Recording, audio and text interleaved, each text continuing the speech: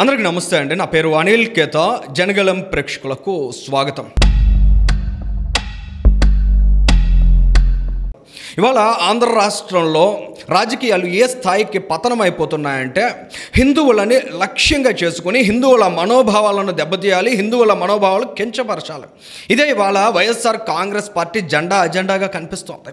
కలియుగ ప్రత్యక్ష దైవం శ్రీ వెంకటేశ్వర స్వామి మీద వాళ్ళకు ఉన్నటువంటి ద్వేషాన్ని ఏ స్థాయిలో వెళ్ళగక్కుతున్నారంటే నిజంగా ప్రతి ఒక్క హిందూకి కూడా రక్తం మరిగిపోతుంది, రక్తం ఉడికిపోతుంది. ఇది భూమన కరుణాకర్ రెడ్డి నేను చేసినటువంటి స్టేట్మెంట్.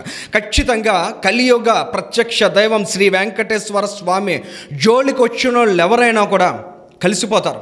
ఖచ్చితంగా మట్టి కొట్టుకుపోయేటువంటి పరిస్థితులు కూడా వస్తాయనేది గత అనుభవాలు అనేకం మన కళ్ళ ముందు ఉన్నాయి.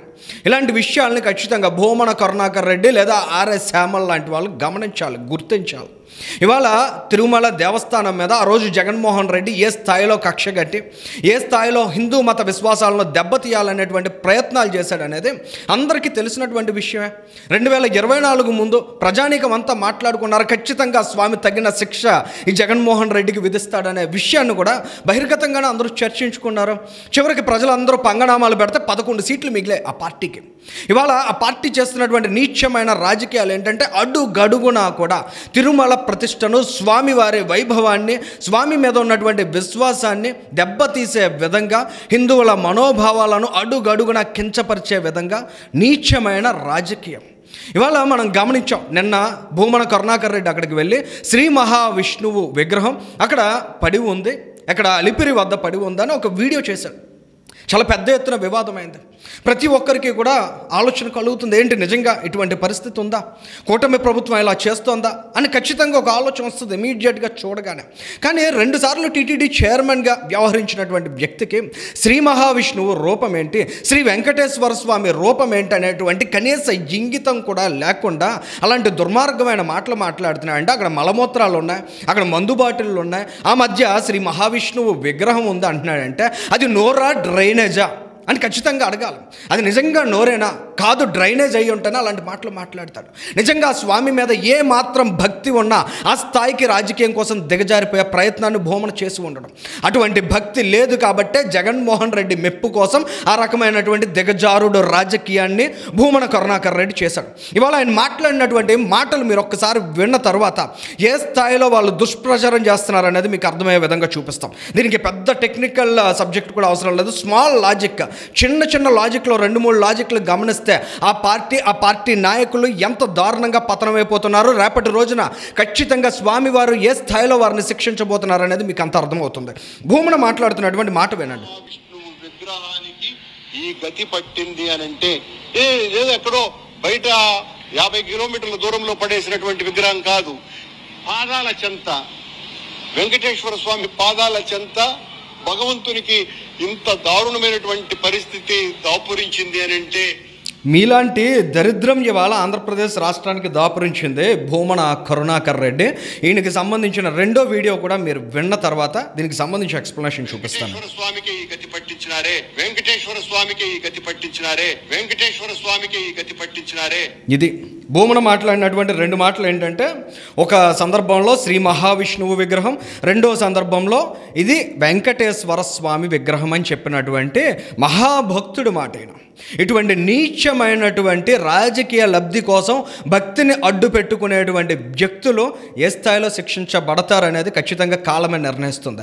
అయితే ఇవాళ నిజంగా భూమన కరుణాకర్ రెడ్డికి ఎంతో కొంత భక్తి స్వామి మీద ఉన్నట్లయితే, అది శ్రీ మహావిష్ణువు విగ్రహం అని ఆయన మనసా వాచా కర్మన నమ్మినట్లయితే అక్కడ అటువంటి విగ్రహం పడి ఉన్నప్పుడు ఇమీడియట్గా ఏం చేయాలి? 2 సార్లు ఆయన టీటీడీ పాలక మండలి చైర్మన్గా పనిచేశాడు కదా, మరి ఇమీడియట్గా విగ్రహాన్ని తీసుకెళ్ళి అక్కడో చోట పెట్టి దానికి ఏమన్నా పూజా కార్యక్రమాలు అలాంటివి చేసి దానికి సంబంధించి ప్రాయశ్చిత్తం చేసుకోవచ్చు కదా భూమన కరుణాకర్ రెడ్డి.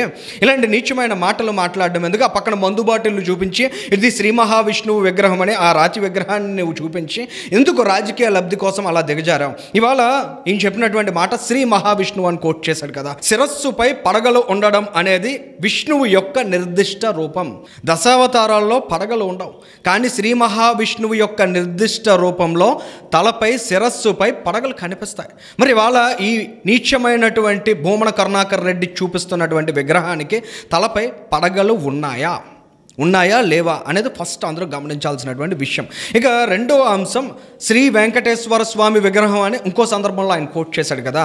అసలు శ్రీ వెంకటేశ్వర స్వామి విగ్రహాన్ని ఇమీడియట్గా మీరు ఫోన్లో గూగుల్ తీసి టైప్ చేయండి. ఆయన అభయ హస్తం, కుడి చేతి హస్తం ఎటు తిరిగి ఉంటుంది, కిందకి చూపిస్తూ ఉంటుంది. కానీ ఇప్పుడు మనం చూస్తున్నటువంటి ఈ భూమన కరుణాకర్ రెడ్డి చూపించినటువంటి రాతి విగ్రహంలో ఆయన హస్తం ఎటు ఉంది? మరి దీన్ని ఏ విధంగా శ్రీ వెంకటేశ్వర స్వామి విగ్రహం అనే ప్రచారాన్ని కూడా భూమన కరుణాకర్ రెడ్డి చేస్తున్నాడు. ఇక మూడో అంశం, శ్రీ వెంకటేశ్వర స్వామి విష్ణువు యొక్క కలియుగ వరదాయక రూపంగా పూజించబడుతున్నారు. మరి ఇవాళ శ్రీ మహావిష్ణువు అని చెప్పినా లేదా శ్రీ వెంకటేశ్వర స్వామి అని చెప్పినా శిరస్సుపై పడగలు చూపించాలి, లేదంటే అభయహస్తం చూపించాలి. ఈ రెండూ కనిపించినప్పుడు శ్రీ వెంకటేశ్వర స్వామి విగ్రహం మహావిష్ణువు విగ్రహం అనేటువంటి ప్రచారాన్ని భూమన కరుణాకర్ రెడ్డి ఏ విధంగా చేస్తారు? ఇవాళ కూటమి ప్రభుత్వం నుంచి కూడా కొన్ని వీడియోస్ దానికి సంబంధించి వివరణ ఇచ్చుకోవడం మాత్రమే పరిపాటి అయిపోయింది కాబట్టి వీళ్ళకి వివరణ ఇచ్చుకునే ప్రయత్నం చేశారు. అక్కడ గతంలో శిల్పకారులు ఉండేవారు, వారు చెక్కినటువంటి ఒక శిల్పం అది. ఆ రోజుల్లో శనీశ్వరుడి యొక్క రూపం కోసం వాళ్ళు ఇచ్చినటువంటి మోడల్స్కి అనుగుణంగా ఎవరైతే ఆ శనీశ్వర రూపాన్ని అక్కడ ప్రతిష్ఠించాలనుకున్నారో వాళ్ళు కొన్ని మోడల్స్ ఇచ్చారు. దానికి అనుగుణంగా వాళ్ళు ఆ విగ్రహాన్ని చెక్కారు. అది అసంపూర్తిగా ఉండగానే ఎవరైతే ఆర్డర్ ఇచ్చినటువంటి వ్యక్తి ఉన్నారో ఆయన మరణించాడు. ఆ తర్వాత ఆ విగ్రహాన్ని పూర్తి చేయడం ఆపేశారు. ఆ తర్వాతి కాలంలో అలిపిరి దగ్గర జరిగిన బ్లాస్ట్ గురించి అందరికీ తెలుసు. అక్కడి నుంచి ఉన్నటువంటి శిల్పకారులందరినీ కూడా వేరే చోటకి తరలించారు. ఈ విగ్రహాన్ని మాత్రం అక్కడే విడిచిపెట్టారు. శనీశ్వరుడి విగ్రహం అనేటువంటి భావన ఉన్నప్పుడు ఎవరు తీసుకువెళ్ళి అక్కడ ప్రతిష్ఠించేటువంటి సాహసం కూడా చేరు. ఇవాళ భూమన కరుణాకర్ రెడ్డి కూడా దాన్ని టచ్ చేయకపోవడానికి రీజన్ అదే. సో దీని వెనుక ఉన్నటువంటి టెక్నికాలిటీస్ నిజంగా వాళ్ళ కూటమి ప్రభుత్వం నుంచి వచ్చినటువంటి వీడియోలో వాస్తవం ఎంత కాదు, ఇలాంటి అంశాలను పక్కన పెట్టినట్లయితే శ్రీ మహావిష్ణువు విగ్రహం ఎలా ఉంటుంది, శ్రీ వెంకటేశ్వర స్వామి విగ్రహం ఎలా ఉంటుంది అని కనీస అవగాహన జ్ఞానం లేని వాళ్ళు ఇలాంటి ప్రచారం చేస్తారు. ఇక ఆర్ఎస్ శ్యామల వైఎస్ఆర్ కాంగ్రెస్ పార్టీ నుంచి నెలకి 10 లక్షలు 12 లక్షలు జీతం తీసుకుంటుందట. ఆమెకి ట్రావెలింగ్, అకామిడేషను, ఫుడ్ అన్నీ కూడా పార్టీ అరేంజ్ చేస్తుందట. మొన్న ఆ పార్టీకి సంబంధించిన సోషల్ మీడియా వింగ్ వాళ్ళు మాట్లాడుతూ చెప్పారు, ఎంత దుర్మార్గమైన పరిస్థితి ఉంది, ఎంతో కష్టపడి అన్నీ చించుకునే పార్టీ కోసం పనిచేసాం, కానీ మమ్మల్ని పక్కన పెట్టేసి వాళ్ళ ఆర్ఎస్ శ్యామల లాంటి వాళ్ళని పోషిస్తున్నారు, ఇలాంటి ఆర్టిస్టులు అందరినీ బాధపడుతున్నారు. ఆ ఆర్టిస్ట్ వచ్చి చెప్తున్నటువంటి మాటలు మీరు ఒకసారి వినండి. మళ్ళీ మీరు చేసేటువంటి ఒక అబద్ధపు ప్రచారం ఏమిటయ్యా అంటే అక్కడ ఉన్నది విష్ణుమూర్తి విగ్రహం కాదు, అది శనిదేవుని విగ్రహం అని కొత్తగా వార్తలు, అబద్ధ వార్తలు సృష్టిస్తారా మీరు? ఎందుకంటే ఈ రోజు ఉన్న వాళ్ళందరికీ ఇంటర్నెట్ అనేటువంటి ఒకటి ఉంది. వాళ్ళకి తెలియకపోయినా కూడా దాంట్లో వెతికి సమాచారం పట్టుకోగలరు. అది ఇంత చిన్న లాజిక్ మీరు ఎలా మిస్ అయ్యారు?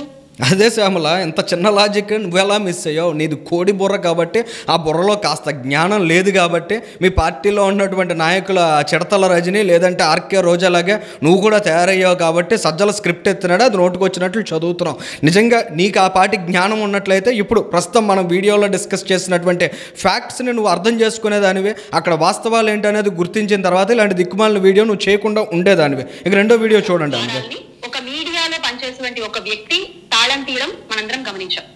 ఇది ఆ వీడియోలో ఈమె చేసినటువంటి రెండో దుష్ప్రచారం. తిరుమల ద్వారాలు మొన్న చంద్రగ్రహణం సందర్భంగా స్వామివారి ప్రధాన ద్వారం మూసిన తర్వాత అది తిరిగి తీసేశారు. మీడియా TV5కి సంబంధించినటువంటి రిపోర్టర్ వెళ్ళి అక్కడ తీసేశారని ఒక ప్రచారాన్ని చేశారు. కానీ అక్కడ వాస్తవం ఏంటంటే కవరేజ్కి వెళ్ళినటువంటి మీడియా పర్సన్స్ ఎవరైతే ఉన్నారో ఇంక్లూడింగ్ సాక్షి టీవీకి సంబంధించినటువంటి రిపోర్టర్తో సహా వాళ్ళ దగ్గర ఉన్నటువంటి బైక్ కేసుని ఆ తాళానికి పెట్టి అక్కడ ఫోటోలు దిగే ప్రయత్నం చేశారు. ఆ రకంగా దిగినటువంటి ఫోటోల్లో మీరు ప్రస్తుతం ఆర్ఎస్ శ్యామలో చూపించినటువంటి వీడియోలో మీరు గమనించినట్లయితే అది బైక్కి క్లియర్గా మీకు చేతిలో ఉన్నటువంటి కీని గమనించగలుగుతున్నారు. కానీ స్వామివారికి సంబంధించి ఈ రకమైన దుష్ప్రచారం చేయడంలో ఈ వైఎస్ఆర్ కాంగ్రెస్ పార్టీకి ఎక్కడ లేనటువంటి ఉత్సాహం వచ్చేస్తూ ఉంటుంది. అలాంటి ఉత్సాహం నుంచి ఇలాంటి అబద్ధపు మాటలు కూడా పుడుతున్నాయి. ఏదేమైనా ఆర్ఎస్ శ్యామల కావచ్చు, భూమన కరుణాకర్ రెడ్డి కావచ్చు, వైఎస్ఆర్ కాంగ్రెస్ పార్టీలో ఇతరత్ర నాయకులు, ఆ పార్టీ అధినేత జగన్మోహన్ రెడ్డి కావచ్చు, కలియుగ ప్రత్యక్ష దైవం శ్రీ వెంకటేశ్వర స్వామితో మీరు ఆటలు ఆడుతున్నారు. గతంలో వెంకటేశ్వర స్వామికి సంబంధించి మీరు చేసినటువంటి అపచారాల మూల్యాన్ని ఇవాళకి చెల్లించుకుంటున్నారు. కానీ నేటికి కూడా మీకు ఆ జ్ఞానం రాకపోగా, మీ కళ్ళు తెరుచుకోకపోగా ఈ రోజుకి కూడా మీరు ఈ రకమైనటువంటి దుష్ప్రచారాన్ని స్వామికి సంబంధించి కొనసాగిస్తున్నారంటే ఖచ్చితంగా మీ భవిష్యత్ ఎలా ఉంటుంది, ఉండబోతోంది అనేది ఆంధ్ర రాష్ట్ర ప్రజానీకమే కాదు యావత్ హిందూ సమాజం కూడా అర్థం చేసుకోగలుగుతుంది. Thank you.